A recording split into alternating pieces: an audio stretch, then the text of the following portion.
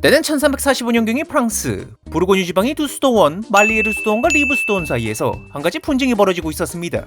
근데 이들이 벌이고 있던 분쟁은 다름 아닌 영토 분쟁이었는데요. 뭔가 굉장히 수도원이라는 이름에 걸맞지 않은 분쟁 같지 않나요? 사실 14세기의 유럽, 특히나 당시 프랑스는 수도원들이 단순한 종교 시설이 아닌 거대한 토지 소유주로 자리 잡던 시기였어요. 해서 농지, 포도밭, 수로, 살인 등이 실질적인 부동산을 소유하였으며 이걸로 막대한 경제적 이득을 챙기고 있었지요. 물론 안 그런 곳도 있긴 했습니다. 수도원이 초기 모토였던 금욕과 절제 등이 검소한 생활을 자발적으로 이어나가는 곳, 아니면 너무 깡촌이라 후원이 없어 검소한 생활을 할 수밖에 없는 곳도 있긴 했죠. 하지만 대체로 규모 있는 수도원들은 땅과 후원금을 받으며 좋게 말하면 현실적, 나쁘게 말하면 타락을 하기 시작했습니다. 허나 이렇게 주변이 모든 경제적 이권을 쉽게 빨아먹던 수도원이라도 긴장할 수밖에 없는 순간이 있었는데요. 나에게 가장 큰 적, 그것은 바로 나 자신이다. 바로 미러전이었습니다. 종종 두 수도원이 거래가 인접한 경우 수도원끼리 영토 경계, 수로 사용권, 목초 시설권 등 여러 이권에 대한 다툼이 생겼거든요. 이 분쟁 역시 그런 갈등이 연장선이었죠. 해서 이들은 서로를 고소하며 그 법정에 제소를 하였지만 님들은 수도원과 수도원이 싸우면 누가 이길 거라고 생각해요? 물론 수도원이 이기겠죠. 그리고 당연히 수도원은 지겠고요. 갑자기 그게 뭔 개소리입니까? 빨리 판결이다 내리시오. 누구 편을 들든 결국 수도원이니까 니들 알아서 하시라고요. 그것도 딱히 결론을 내지 못해 되려 갈등만 심화되었죠.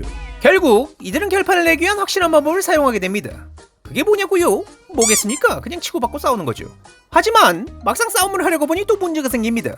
잠깐! 그래도 우리 명색이 수도사인데 폭력을 쓰는 건 좀 그렇지 않나? 원래 수도사들에겐 폭력 금지 원칙이 있었는데 그 중에서도 특히 무기 소지와 살상행위 금지는 철칙이었습니다.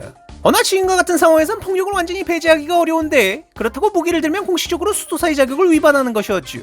해서 이들은 머리를 굴리기 시작하였고 곧 한 가지 방법을 생각하게 됩니다. 근데 어째 그 방법이 그럼 우리 모두 알몸으로 싸우도록 하세. 바로 옷을 홀딱 벗고는 무기도 없이 알몸으로 싸우자는 것이었습니다. 이 얼마나 오초군이 없는 제안입니까? 뭐? 옷 벗고 주먹으로만 싸우자고? 그거 존나 병신같은 생각이구만. 지금 당장 하세. 근데 더더욱 기묘하게도 이 요상한 제안에 합의가 모여지기 시작합니다. 그리고 정말로 무려 130명에 달하는 성직자들이 알몸 상태로 집단 난투극을 벌이게 됩니다. 아니 대체 왜 이딴 제안에 찬성을 한 것일까요? 사실 당시의 옷은 그저 단순한 의복이 아닌 사회적인 신분과 소속, 권위를 상징하였습니다. 특히나 수도복은 종교적 권위의 신분이 표시였기에 이 옷을 벗음으로써 자신이 종교인 신분을 잠시 내려놓겠다는 뜻이었죠. 쉽게 말해 계급장대고 한판 붙자는 뜻인 겁니다. 그럼 차라리 다른 옷을 입지 왜 굳이 알몸으로 싸우는 것이냐? 그 이유 또한 무기나 갑옷을 숨기지 않고 정정당당히 주먹으로 싸운다는 걸 보여주려는 의도라고 합니다. 이렇게 함으로써 수도사의 원칙도 지키며 폭력으로 문제도 해결할 수 있는 실속과 체면을 모두 챙길 수가 있었던 것이죠. 근데 체면... 하지만 패싸움으로 주변이 소란스러워지자 마을 주민들이 이 해괴한 광경을 목격하게 됩니다. 아니 성직자님들 대체 이게 무슨 소리? 이게 뭔?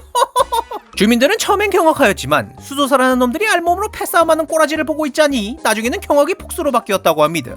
결국 지역이 주교 영주가 말리로 올 때까지 싸움은 계속되었으며 아이고 교회 망신은 다 시키네. 내가 니들 때문에 쪽팔려서 얼굴을 들고 다닐 수가 없어요. 일부 인원이 중상을 입거나 크게 다치게 됩니다.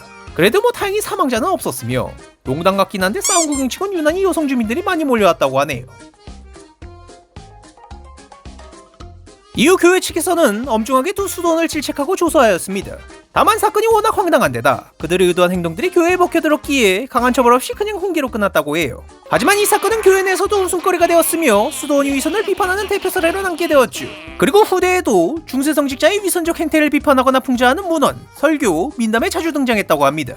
참고로 자주 언급되는 이유 역시 내 돈! 당시의 주민들이 수도사가 알몸으로 뒤엉켜 싸우는 광경을 너무 생생히 봤기 때문이라는 설이 있다고 하네요. 근데 말이죠, 개인적으로 정말 궁금한 게 있는데요. 그래서 어디가 이긴 거야? 왜 딱 이 내용만 없냐고? 경기도가 못 참는데.